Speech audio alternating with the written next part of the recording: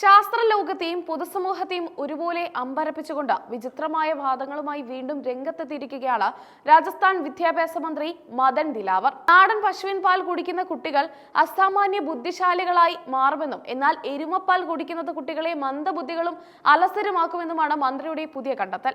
രാജസ്ഥാനിലെ കോട്ടയിലുള്ള രംഗേജ് മണ്ഡയിൽ സംഘടിപ്പിച്ച ഗോസംരക്ഷണ ചടങ്ങിൽ സംസാരിക്കവെയായിരുന്നു മന്ത്രി ഈ പരാമർശങ്ങൾ നടത്തിയത്. വിദ്യാഭ്യാസ വകുപ്പ് കൈകാര്യം ചെയ്യുന്ന ഒരു മന്ത്രിയിൽ നിന്ന് ഇത്തരമൊരു ശാസ്ത്രവിരുദ്ധമായ പ്രസ്താവന ഉണ്ടായതാണ് ഇപ്പോൾ വലിയ ചർച്ചകൾക്ക് വഴിതെളിയിച്ചിരിക്കുന്നത്. തന്റെ വാദങ്ങൾ സമർത്ഥിക്കുന്നതിനായി പശുക്കിടാവിനെയും എരുമക്കിടാവിനെയും താരതമ്യം ചെയ്തുകൊണ്ടുള്ള ചില ഉദാഹരണങ്ങളും മന്ത്രി സദസ്സിൽ അവതരിപ്പിച്ചു.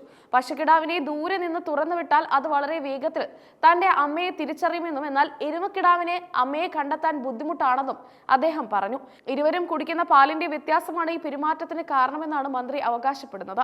പശുക്കിടാവ് പാൽ കുടിച്ചാൽ വളരെ ഊർജ്ജസ്വലതയോടെ ഓടി നടക്കുമെന്നും എന്നാൽ എരുമക്കിടാവ് പാൽ കുടിച്ചാൽ ഉടൻ അലസമായി ഉറങ്ങുമെന്നും അദ്ദേഹം കൂട്ടിച്ചേർത്തു.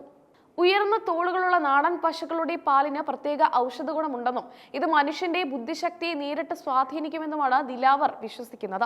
ഈ പാൽ കുടിച്ച് വളർന്ന കുട്ടികൾക്ക് കാര്യങ്ങൾ വേഗത്തിൽ ഗ്രഹിക്കാനുള്ള ശേഷി ഉണ്ടാകുമെന്നും അദ്ദേഹം പറഞ്ഞു. എന്നാൽ എരുമപ്പാൽ കുടിക്കുന്നവർക്ക് ഗ്രഹണശേഷി കുറവായിരിക്കുമെന്നും അവർ കാര്യങ്ങൾ മനസ്സിലാക്കാൻ കൂടുതൽ സമയമെടുക്കുമെന്നും മന്ത്രി പരിഹസിച്ചു.